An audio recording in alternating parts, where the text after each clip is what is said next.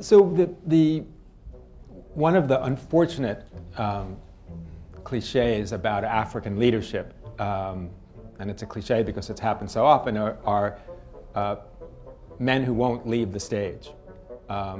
As you know, I worked with Nelson Mandela, and one of the most extraordinary things he did in his whole long life was to decide not to run for re-election. And I think he did that in part to give a model to the rest of Africa. What does it say, though, about you? And we chatted a little bit about this beforehand. So you'll have another 7-year term, and then you also have an opportunity for 2 successive 5-year terms after that. What does that say to the continent about succession for leadership?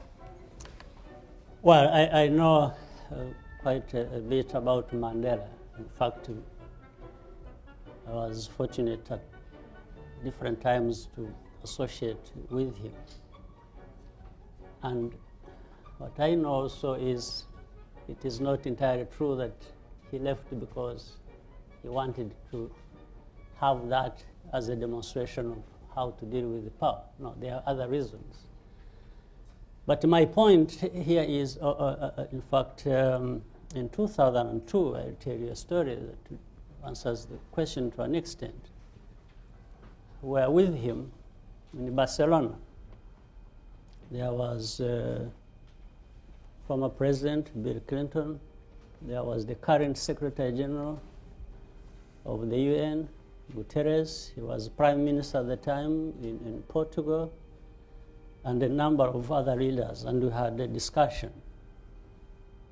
The same Mandela, great man he was indeed, brought up an issue, and it was somebody had just started it by asking Guterres whether the Secretary General, whether he was actually ending his, because he was in his second term and wasn't coming back. And somebody said, but don't you ever think about, continuing, because at that time he was doing fine in Portugal and so on and so forth.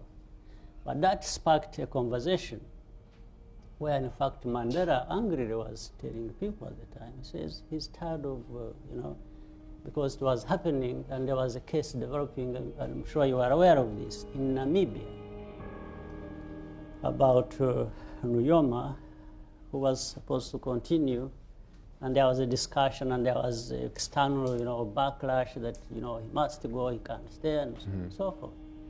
And Mandela said, why aren't people allowed to make their decisions and choices about how their countries are to be managed? Why is there everywhere, something is talked about, then there's, you can't stay, you can't be there, you must go, he was angry saying that. The discussion went on, and in fact, my viewpoint at that time, and which I raised in that particular meeting, was to tell them, I said, exactly partly what you are pointing out. I said, you see, while I appreciate the point that President Mandela then was actually bringing up, of always, these dictates coming in from outside and telling the countries and the people and say, you can't have this, you can't do that, and so on. I said, the danger indeed has been at times when leaders are going to continue and stay in power, it's not clear whether it's on the basis of the choice of the people of that country. If it is clear, if it can be identified and made clear and everyone sees that, then it would be justified that the people of any country could make any decision and they should have what they want to have. But that is where the problem lies. Sometimes you're not sure whether it is the people saying they want this to happen, or it is the leaders deciding by themselves to say, we want to continue. This was a conversation. Yeah. So I'm just trying to show you that, some of these things are not just clear-cut, that, when this is written like this, it should happen like that, and of course this externalization. Yes. Well, and you've been eloquent talking about the distinction between Western views of democracy and perhaps what democracy is in Africa or Rwanda. And that I think we Americans, until recently at any rate, Yeah. It means a lot. yes, but we seem to think that our ideas of democracy are universal, but you've talked about why it's not great to superimpose Western ideas on Africa and Rwanda. I'd love to hear you talk a little more about that. Yes, I will be happy to talk a little bit about that. Democracy is democracy. Now this whole thing of adding Western is okay, but what does it mean? Because all countries, all peoples of this world can hardly fit into this sort of definition. They can't fit there because we come from different backgrounds, different places, different histories, different cultures, different contexts. We all can't fit into that sort of description. But there is this word, very important word, democracy. Absolutely. That is a principle all of us would wish to associate with. But associate with in as far as the history, the culture, the context allows that, and to what extent. And maybe even saying that, the West trying to tell everybody to, fit into that sort of demand and description, comes also with another sort of connotation that, in fact, while the West talks about and teaches so much about freedoms that normally are also associated with democracy,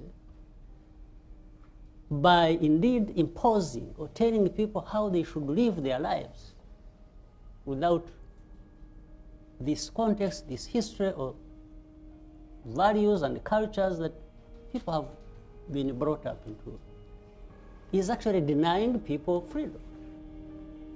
So in other words, on one hand, you're having people prescribing for others how they should live their lives, but the same people who also say they abide by freedoms and they want people to be free.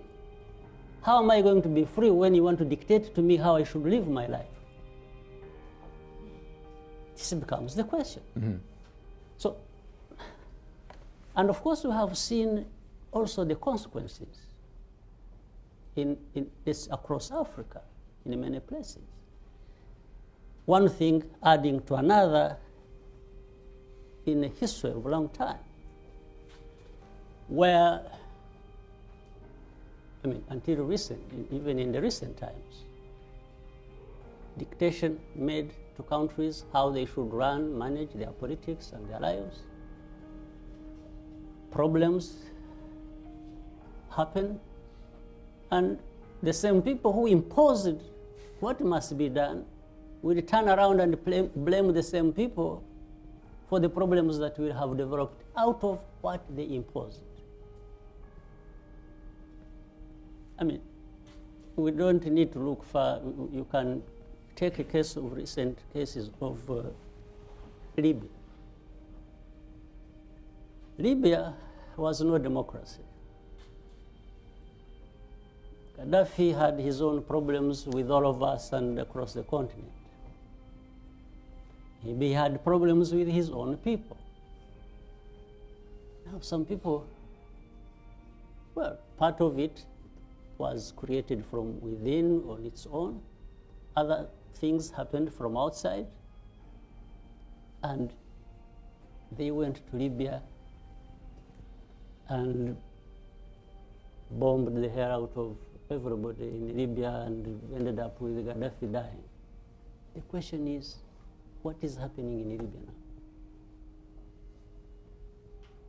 people who wanted to create a different situation, maybe a better situation, maybe create some democracy in Libya. Where are they, and what do we have? We can talk about many places in Africa, forgetting the way the societies are organized, how they have come to be the way they are, and maybe things that are demands for changes across Africa. But these changes don't just happen overnight and don't happen anyhow. If you don't look at the situation you're having to deal with and understand it, and just say things must change, sometimes to the point of even dictating who must be what. Like, let me go back to my case in Rwanda. You know, it was very ridiculous. Just before even the constitution changed, and so on and so forth.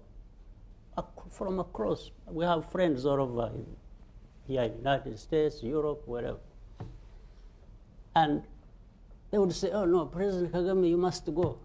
I said, I'm happy to go. He said, you know, other people can come and take over after you and things will be fine. I said, that's okay.